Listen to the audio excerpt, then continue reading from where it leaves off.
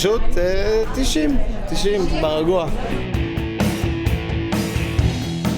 I've always been a really big fan of TED and I've always watched talks, and when I heard that TED was coming I knew that I really wanted the opportunity to be here.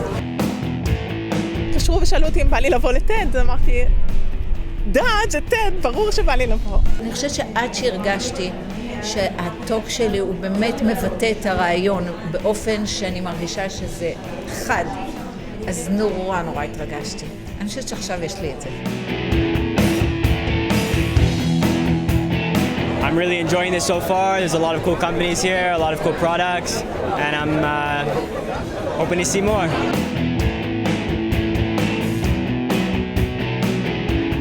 הייתי רוצה שהקהל יצא מלא אנרגיות, את יודעת, בשביל זה עושים אירוע כזה.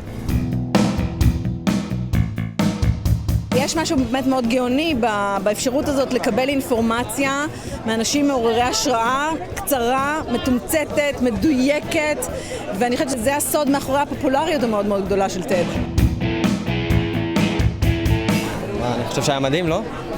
אני לא ראיתי בן אדם אחד עדיין שלא נהנה, לא ירדנו מהחיוך מהפנים, מדהים פה, יש אוכל, יש כיף. בישראל יש הרבה אנשים מעוררי השראה, ואנשים שהם יזמים בנפשם ובפועלם. אז בעיניי להביא אותם לידיעת הציבור, זה מעולה. כמה שיותר יותר טוב. אני רגיל להרצות, אני רגיל להיות באירועים כאלה, אבל זה היה משהו אחר, זה היה מדהים. אני מודה שאני מאוד התרגשתי והייתי בלחץ, ואני מאוד שמחה להיות אחרי זה.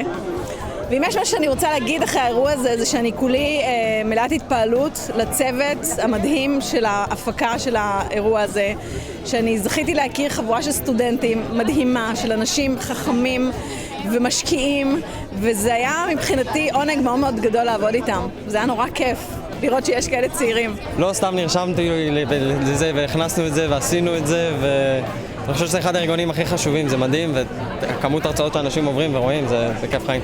הם לא יאומנו איך שהם עבדו על הדבר הזה, זה באמת רק להוריד את הכובע שאין לי. אני חושב שאם ההפקה לא הייתה מורכבת עם אנשים כאלה, אני לא יודע אם הייתי על הבמה היום. הצוות תוכן והצוות הפקה, זה כאלה אנשים מוכשרים ונחושים וחכמים ומעניינים, צעירים, וזה נותן כזה תקווה שוואלה, יהיה פה בסדר בסוף. ואני מקווה שזה ירוץ קדימה, כי יש פה כמה דברים מאוד רציניים שיכולים לשנות עולם.